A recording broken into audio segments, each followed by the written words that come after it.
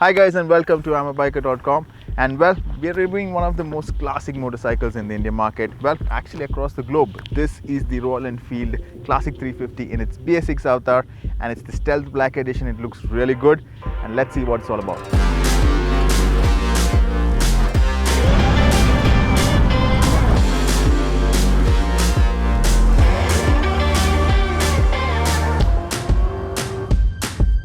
So being BS6 ready has made this Classic 350 now fuel injected, and of course you can see that the small change, there's a small pre-cat basically on the silencer.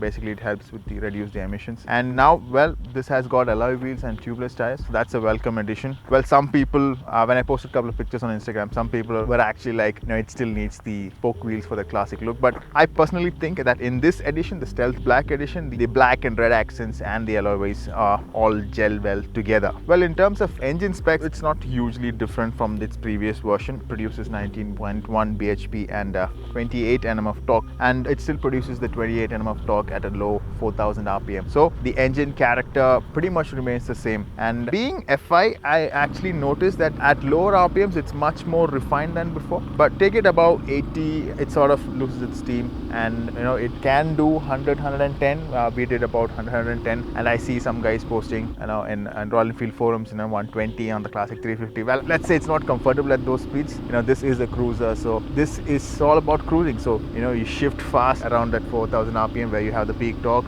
and slowly build up that speed to 80, and those speeds 70, 80, and you can cruise at those speeds relaxed, and that's what this machine is all about. And in low speeds, like for example when you are in city traffic conditions, when you need a lot of bottom and torque, it's available. Even though this vehicle is heavy at about 195 kgs of curb weight, you still, even with the pillion, all that available torque helps you to really move forward without any problem. And first, second gear, you still have a lot of torque available. Now, sometimes while I was getting used to the motorcycle, I used to put it into second instead of first by mistake, and it would still pull. And then I would realize, oh man, it's still in second gear. I should have probably dropped down a gear. The sports bike character in the gearing remaining in my head. But it still pulls clearly in second, and even when you're slowing down for a pothole or a speed breaker. So the torque is all still there, and that's what this machine is all about.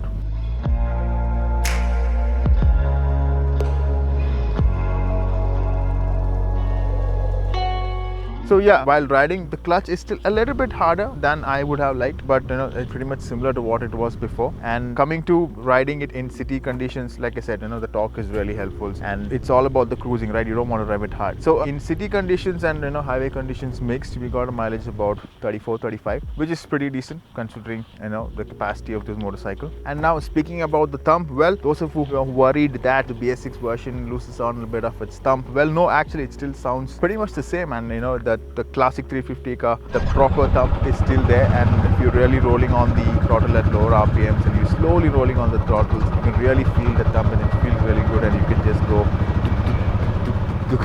and you can really enjoy that while cruising around. Now coming to handling, I'll be honest here, Royal Enfields have not typically known for their handling, but like I said, it is a cruiser, and cruisers in general are not known for their handling. So in that aspect, when you want to go from point A to point B in relaxed, smooth style, keep it at those comfortable speeds, and it does fine. For city riding, it actually is quite nimble. Only when you are at probably slower speeds, or if you want to move this bike around when the engine is not on, then you could really feel the weight. But once you get going, it's fine. And even with the pillion, with all the bottom and torque available, it just keeps going without any problem. Lower speeds, and probably when you're taking a U-turn, you should be a little bit of careful because there is a lot of weight still there, but take your time with it, and it still is quite comfortable.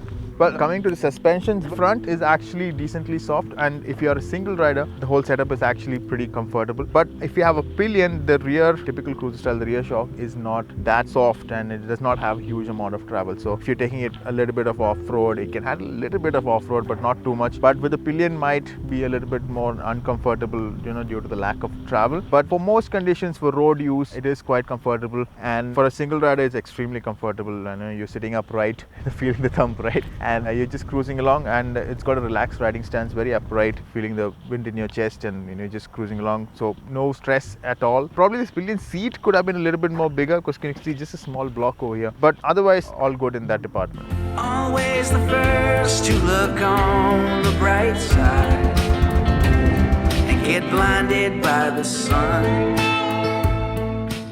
Well, coming to the braking, it just got dual channel ABS now, so always welcome. Coming to the front brake feel, the front has got enough stopping power, but I feel probably you could have had a little bit more initial bite to give you that confidence, in panic situations, etc. But overall, for the relaxed cruising that this bike is meant for, I feel the brakes are quite adequate. Like I said, a little bit more feel would have gone a long way, but overall does its job. Well, now talking to the real Achilles heel, that we've been used to, or Achilles heel for Royal Enfield, build quality aspect of it. Well, actually, I'm actually quite surprised with the Stealth Pack edition. I can see that the paint job has been done quite well, and I don't see any bits that I do not like. And overall, at least, for the short time we had it, I've not faced any issues. I see that Royal Enfield has done work on it.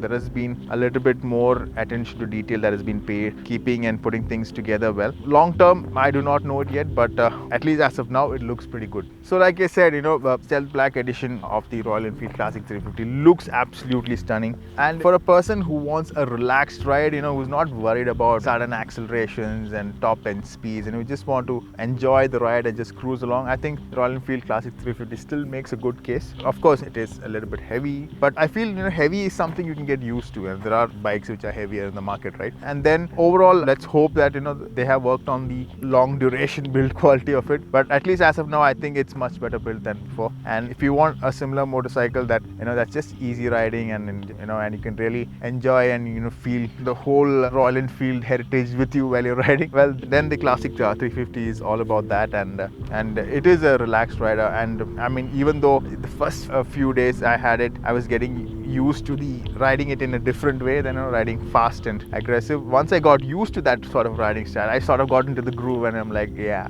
let's roll. So in that way, it's still fun. And do let me know if you have any specific questions, and I'll get back to you in the comments. And thanks for watching.